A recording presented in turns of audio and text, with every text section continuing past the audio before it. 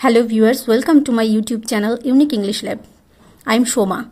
Today I am going to teach you the poem Ode to a Nightingale by John Keats.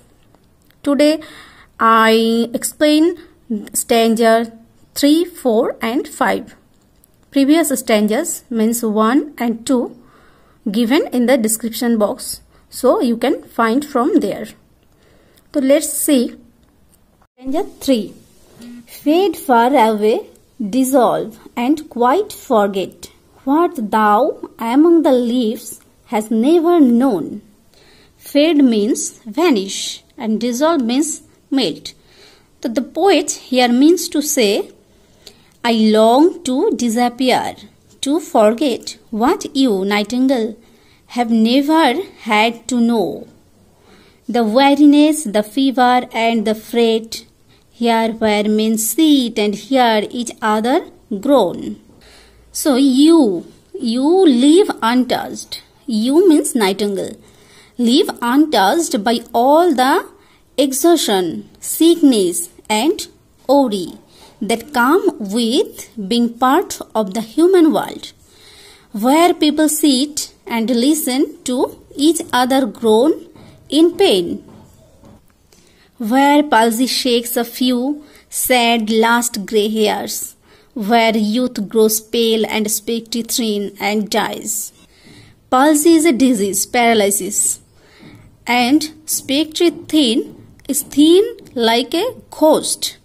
So here the poet means where disease and old age are inevitable and where youth fades and dies. Next line, where but to think is to be full of sorrow and leaden-eyed despairs. So here in human world, the nightingale is not known for human beings. Even just to think is to feel suffering, heavy sadness and pain. Where beauty cannot keep her lustrous eyes, or new love pine at them beyond tomorrow. In the human world, beauty never lasts, and neither does love. So, in this stanza, we have found the poet wants to fly with the bird far away into some dim wood, so that he can be free from the fever and fret of this world, where youth, beauty, and love are all short-lived. Next stanza 4. Away, away, for I will fly to thee.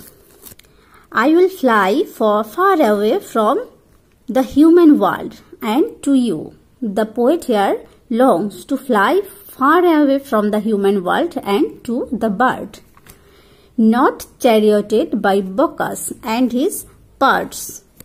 The poet don't need to get a ride from Bacchus. Bacchus is the god of wine, but on the viewless wings of poesy. Though the dull brain perplexes and retards.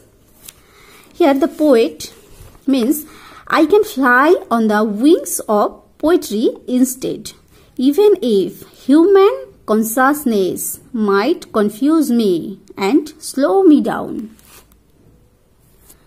Already with thee. Here the poet means he is already with the bird in his imagination. So already with thee, tender is the night.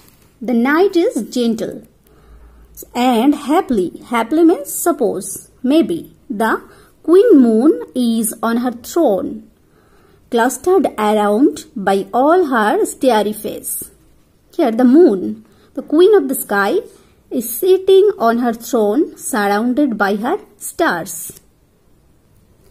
But here there is no light, save what from heaven is with the breezes blown through verdurous glooms and winding mossy ways. So here the poet means, but it's dark where I am standing, with only a small amount of light making its way through verdurous glooms means lush but gloomy. trees and winding most covered paths. So in the stanzas we have found the poet rejects the idea of flying to the bird under the inspiration of wine, since wine is not strong enough for his purpose. So he wants to take the help of the stronger and more subtle influence of poetry, which has powers to transcend the bounds of time and space. The poet now fancies that he is already carried on the invisible wings of imagination to where the bird sings in full-throated air. He feels the spirit of the night moon and the stars overhead. Next, stanza 5.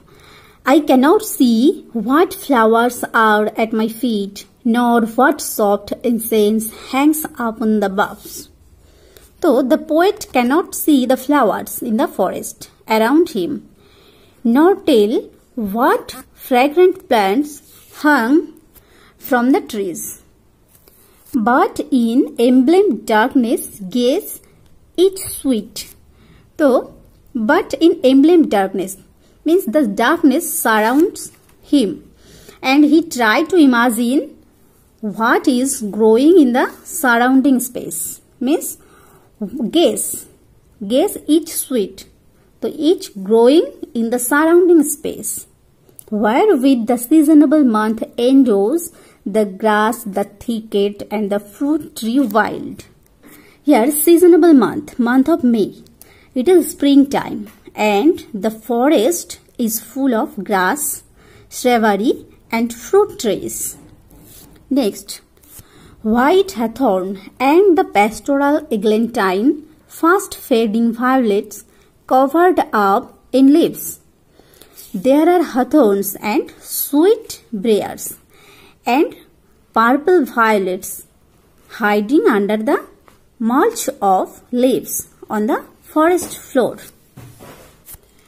And mid-May's eldest child, the coming musk rose, full of dewy wine, the murmurous haunt of flies on summer eves.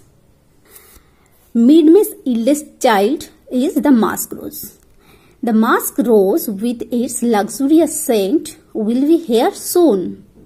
The murmurous haunt of flies means the crowded by the humming mass of flies in the summer evening.